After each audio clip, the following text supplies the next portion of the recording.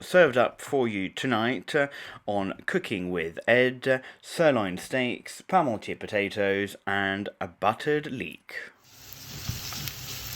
Step 1, fry the potatoes in some oil, nicely cubed for 5 to 10 minutes. In the meantime, you're letting the beef rest and you're getting everything else set up for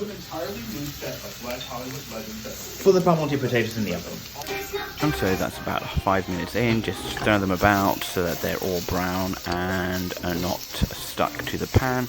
Then put them on a baking tray with the melted parsley butter and some rosemary and stick into the oven for another 20 to 30 minutes.